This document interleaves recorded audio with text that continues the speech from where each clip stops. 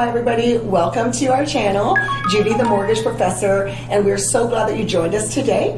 We are here today with Walter Bell with Aloha Agents. And Walter, tell us a little bit about yourself and what your company does. Awesome, thank you Judy. Happy to be here today. Well, I'm a local real estate agent here in Oahu, been at it for about 7 years now. My company, Aloha Agents, is powered by Corporate Pacific Properties. To be honest, I just love real estate. I love what I do because not only do I get to help people find a home that they can build a life in and write that kind of chapter of their lives, but they also get to make money doing it. They get to gain all the benefits of the local real estate here. But in addition, I love just helping and serving people.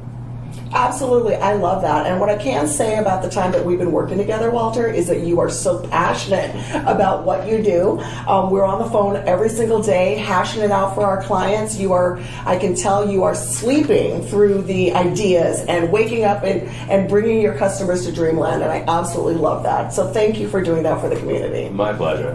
You're right. It's my passion. It honestly doesn't feel like work to me. So. That is awesome. That is awesome. So good to hear.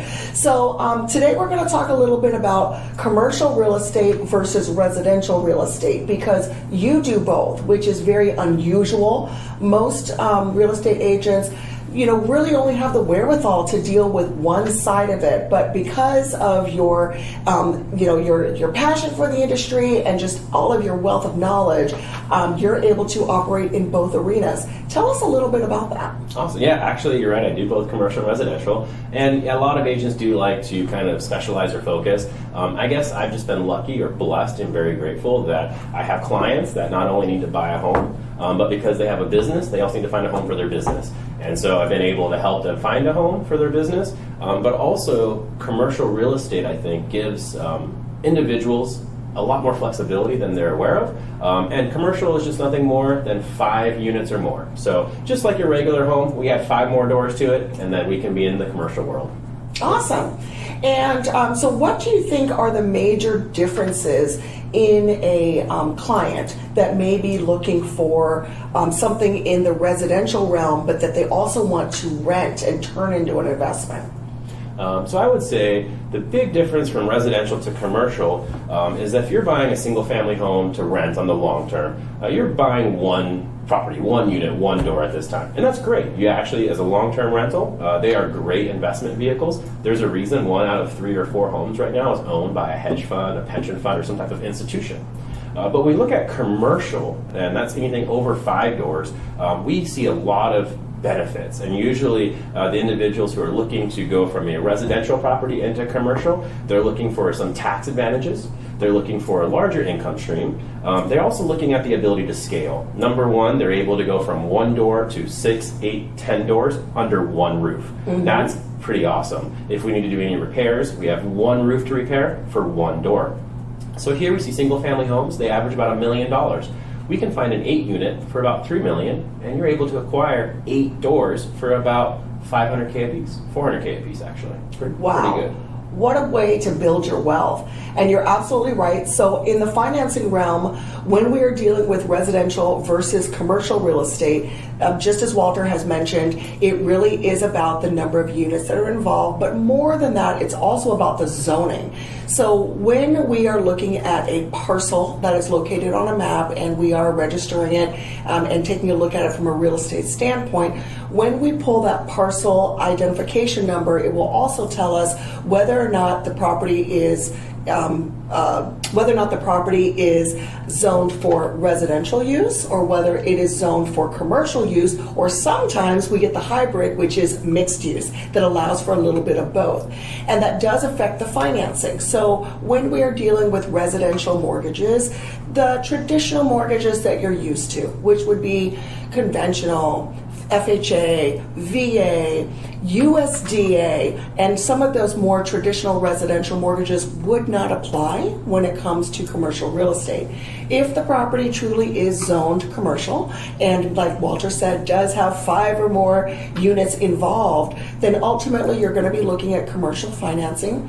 Unlike residential financing where the borrower or the buyer is going to be qualifying for that particular piece of property, when we're dealing with commercial real estate, we're ultimately going to be looking at the revenue that is generated from that property. So as Walter has mentioned, when you've got more doors or more units that you can rent, that means more income. And as a financing piece, the lender is always going to consider how much revenue is being generated from that building. And of course, that's going to translate into what type of down payment that you may have and things like that. So on the residential side, where, as a first-time home buyer especially, you may be getting into that property as zero down or very little down.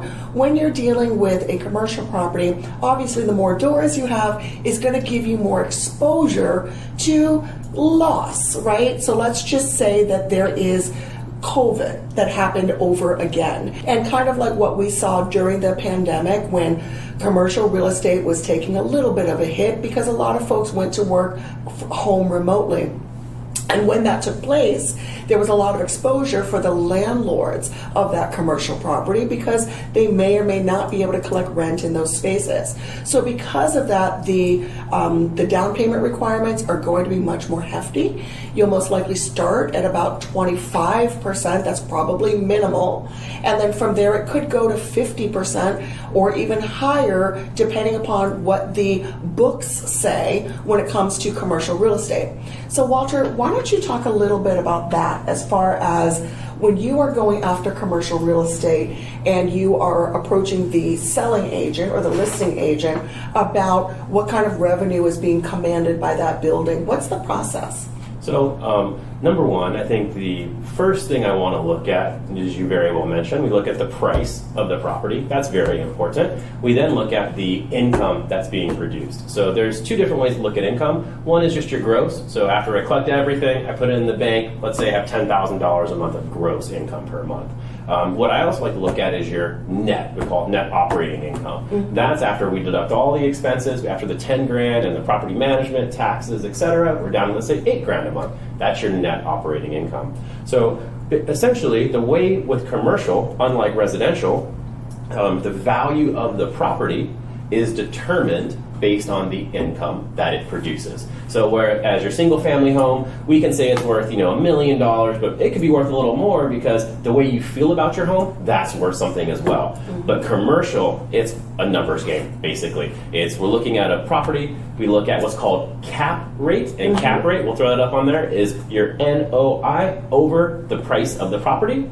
And so we do that calculation, we see, okay, is this 3%, is this 5%, is this 4%? We always try to be around 4%, or that's the target. But from there, that's how we kind of analyze the value of the property that we have. And I think for the financing part, from what I understand, they talk about like a ratio. They want to see that the rents are so much higher than the income or the mortgage that's being taken out. So I think that's where, as a lender, you come into play, how we work together. We need to see what is the income, what is the rents, what's the spread between the two, and we go from there. Absolutely. And cap rate and internal rate of return, these are very high level concepts. Correct. For a real estate agent. So where in your career did you start to learn about all of these really intricate concepts? Well, I'll be honest, I'm a nerd. So I just love to read, I love to learn. And sometimes when I see something I don't know, I go, let me know that. Mm-hmm. So I just like to learn. I'm never afraid to say I don't know. I'm never afraid to ask questions because I think one of the best compliments you can give somebody is to ask them for help. Because I trust that they're going to guide me and lead me the right way. And because of that, I've been blessed to have great mentors and great advisors in my life that have taught me that. But also, all this information, it's out there. And if you want to learn, and if you're hungry to learn about it, you can find this, obviously the internet, Google, YouTube, various avenues. But the best way is actually meeting with somebody who's in the field, kind of doing it and breaking it down for you. And that's what I've had the luxury of, or had the pleasure of having in my life. That is really great, and I love your wish and want for knowledge. Like, that is just something that everyone wants to embrace, but they don't always take the time to do it. And like you mentioned, being afraid to ask for help or just whatever the case may be. And then in essence, handicapping themselves from understanding these concepts, learning about those concepts, and partnering with folks that may be able to bring that stuff to fruition for your clientele. Exactly. And I think what you just said, my clientele, that's why it all came to be. I wanted to be able to offer the service that I have as a real estate agent or advisor to my clients. And if I keep myself very narrow, well, I can't help that many people. But the more that I can learn, the more that I can soak in and absorb, the more that I can teach and pass on, and I can help my clients make better decisions, but also show them options that they didn't even know were possible. And I think that's a big thing. To kind of segue on, in this real estate market in Hawaii, a lot of us here, we own property and we have a lot of equity. And so this is the thing, is what do we do with this equity? And from here, we can take your equity and we can put it into various investment properties, like commercial or whatever may be, Airbnbs or whatnot, to increase your rate of return on the equity you have in your own.